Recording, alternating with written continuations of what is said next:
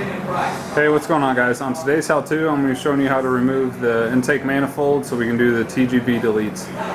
First thing you want to do is get all the fuel out from the system. You can do that by cranking the car over when you remove the ignition fuse, and that is right here. And then also you need to take off the intercooler, and there's a video for that right there. And then I'm also going to be draining out all the radiator fluid too. Alright, so now we have the intercooler off and the battery's disconnected. Basically just start popping off hoses and electrical connections. So pretty much anything connected to the car, all of these, and then these are your fuel lines. Now, what I did when I rebuilt my motor, I did red, yellow, green, like a stoplight. So top, middle, bottom. So I'm going to do that again before I take those off. But as I said, take out the ignition fuse and then crank over the car a couple times, and there shouldn't be much pressure in here.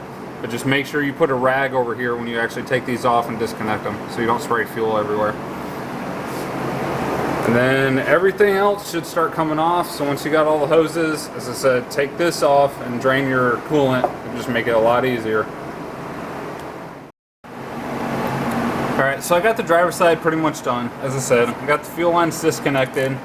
Got everything for the fuel injectors disconnected. If you were doing fuel injectors, that would be a time to do it. Then you got your ABCS, and then pretty much everything else that's connected onto this harness. So once you got that done, we'll move on to this side. The easiest way to take out the reservoir without making a huge mess is just take off the two bolts, disconnect all the hoses on the top, and then let it drain through this hose down here. And once it is, you can take that hose off and this thing will be free. So once you got most of the hoses and connections disconnected, you can go through and start taking off your manifold. Now the best way to do this is to actually take it off with the TGVs connected to it still. So you got this bolt, you got two in the center, and then you got one on the other side that looks just like this. So you're gonna have these really long bolts. So once you take those off, you'll be able to get it loose and just start to wiggle around and actually see what's still connected. Alright, so a couple other things I found. You want to take off your power steering line, and then you also want to take off your radiator hose right there. Alright, so I'm just about off with the intake. Now underneath the alternator, you got a connection right there, and then you also have the dummy plug for the oil sensor, which is right there. That's the only thing kind of holding me up right now.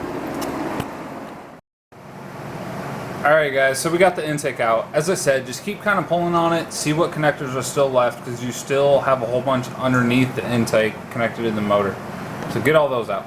So then you got 2 bolts here, 2 bolts here, and 2 bolts right here. And then to take your injectors out, you'll need a Torx bit, and then pop those off, the injectors will come out. And then take these 2 off, you'll be able to slide your fuel injector rail off.